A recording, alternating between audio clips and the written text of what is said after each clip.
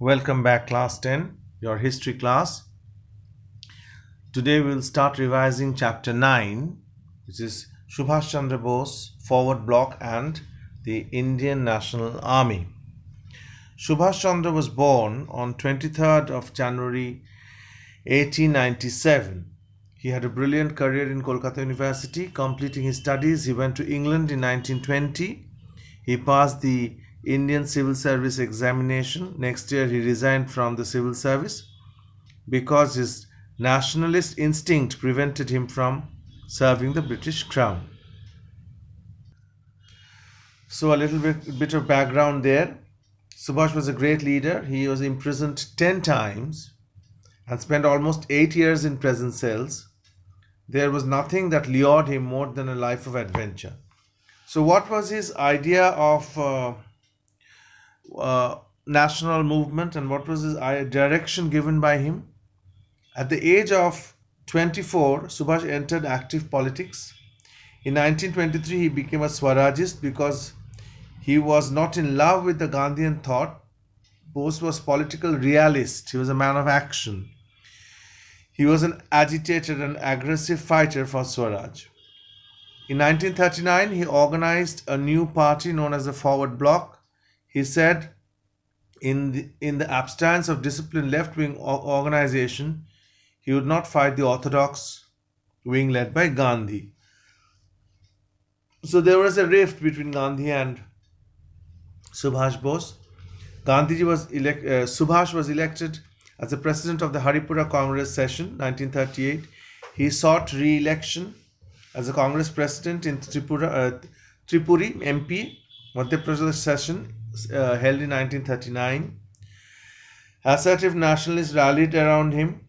Gandhiji supported Pattabhi Sitaramaiah, an outstanding right-wing leader. Bose, however, won, and Gandhi confessed that the defeat was more than mine than Sitaramaiah's.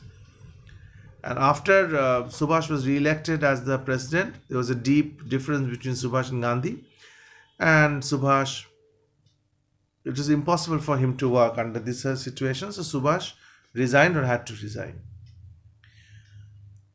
Now, the formation of factors responsible for the rift basically is not asked in your exam, but for your general knowledge, let me revise it.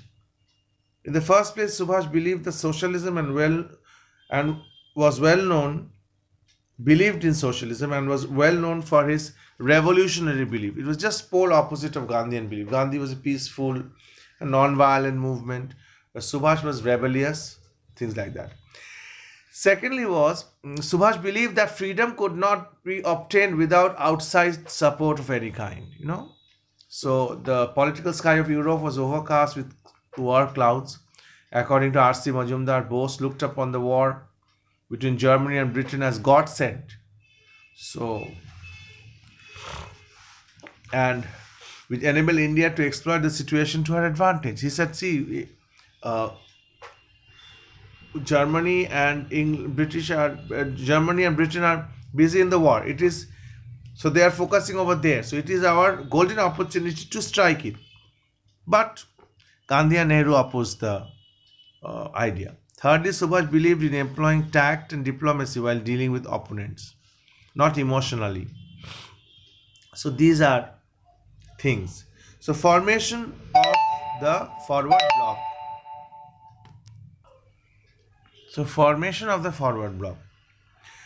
Subhash Bose's re-election as Congress president against Gandhi's wish. His socialist beliefs and revolutionary ideas, there were in brief the factors that led to the formation of the Forward Bloc. So in 1939 May, Subhash announced that his left-wing party would function within Congress, but the Congress Working Committee passed a resolution disqualifying Subhash to be a member of the committee for 3 years. See how they have dealt with Subhash. So, Forward Bloc had to be formed. Forward Bloc's immediate objective was liberation of India with the support of workers, peasants, youth and all radical organizations. Subhash believed in an uncompromising anti-imperialist struggle for attaining national independence. So,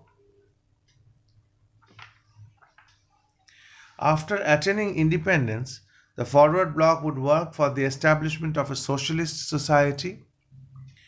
The measures suggested by Subhash Bose were: number one, state planning for reorganization of agriculture and industries on socialist line. So after independence, what was the first step? First step was Subhash thought that a state planning of reorganization of agriculture and industry on socialist line should be there. Abolition of landlordism, that is zamindari system, should be there. Social ownership and control of both production and distribution should be there. Making the right to work as a fundamental right for the citizens should be there. Providing workers several kinds of benefits should be there, and a new monetary and credit system should be introduced. So this was his dream after the independence. Subhash was certain that communism would not succeed in India. Neither could Indians agree to an anti-religious set of beliefs.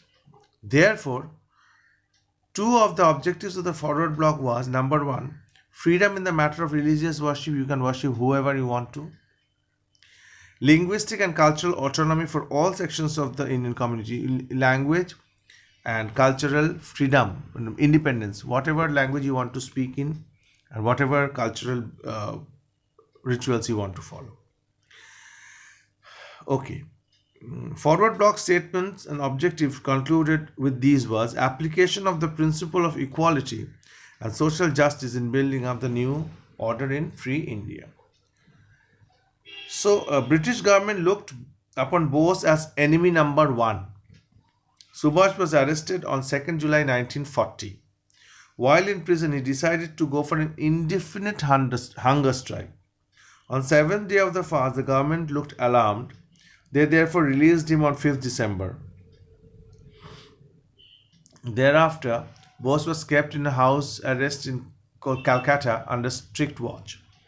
So, on 17 January 1941, he was released in 1940, 5th December. On 17 January 1941, he left his home in disguise, dressed as a Pathan, and he went to Peshawar and crossed the Indian border and reached Afghanistan. From there, he went to Russia on 28 March 1941. He flew to Moscow. He flew from Moscow to Berlin. So from Afghanistan, he went to Russia, and from Russia on 28 March 1941, he went to Berlin to meet our Hitler, very famous man, which we will go through. Bose was well received by the German leaders. From there, he started a deadly propaganda movement against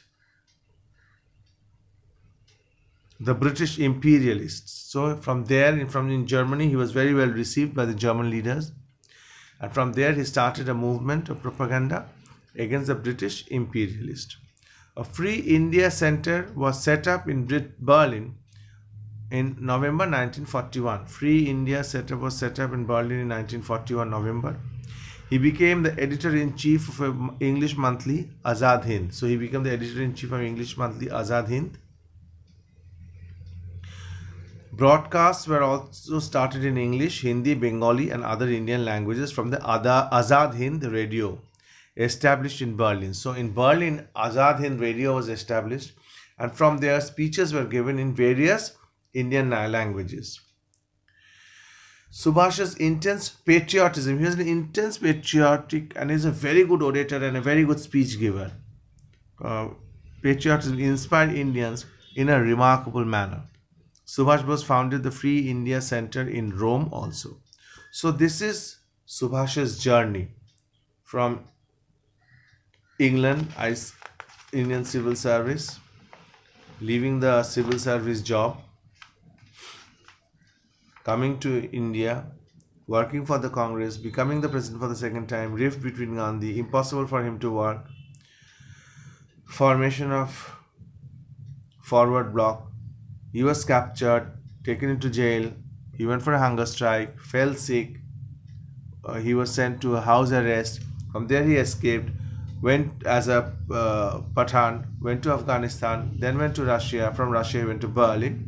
When he was welcomed in Berlin, he set up an Azad Hind broadcast where he started broadcasting fiery lectures, patriotic lectures. So we have revised till today. In the next revision class, we'll start revising how the Indian National Army was formed. Thank you very much.